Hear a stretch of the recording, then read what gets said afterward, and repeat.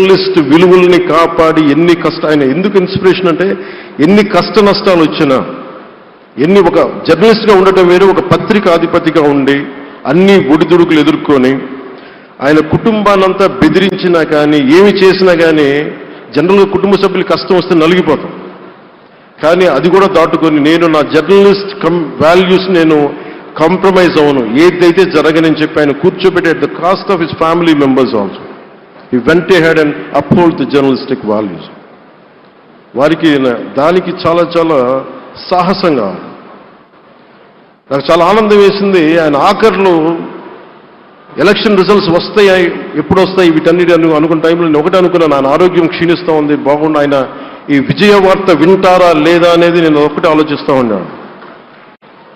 So నేను శ్రీమతి శైలజ కిరణ్ గారిని, సుమన్ గారిని, శ్రీమతి విజయశ్రీ గారిని అడిగినప్పుడు నేను ఒకటి అడిగాను, ఆయన విన్నారా అండి, ఆయనకి మాటలు వినిపించినాయా?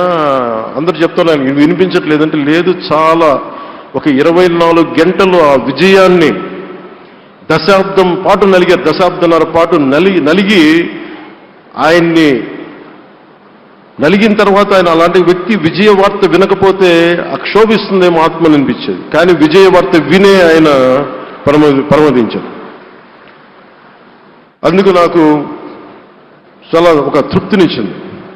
అలాంటి మహానుభావులకి నా నివాళులు అర్పిస్తూ ఆయన నుంచి ఎవరైనా నేర్చుకోవాల్సింది ప్రజాస్వామ్యాన్ని పరిరక్షించడానికి ఎవరి స్థాయిల్లో ఒక పత్రికాధిపతిగా కావచ్చు, ఎవరు ఏ స్థాయిలో ఉన్నా దాన్ని మనం కాపాడాల్సిన అవసరం ఉంది.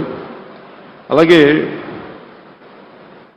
ఆయన జర్నలిస్టిక్ వారసత్వ ప్రవాహం అంటే ఉదాహరణకి ఈనాడు, ఈటీవీ తాలూకు ప్రజెంటేషన్ ఆఫ్ న్యూస్ చాలా న్యూట్రల్గా అన్బయాస్డ్గా ఉండదు.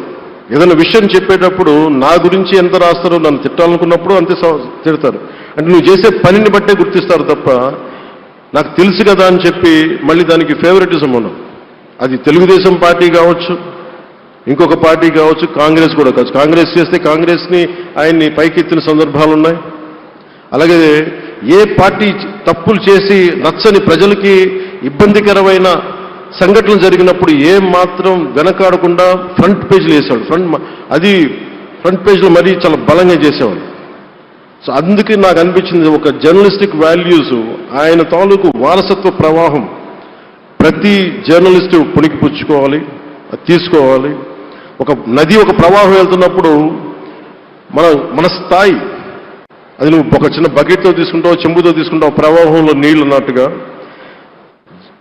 రామోజీరావు గారి జర్నలిస్టిక్ వారసత్వ ప్రవాహాన్ని మనం ఎంత తీసుకుంటాం అనేది మన స్థాయిని బట్టి ఉంటుంది.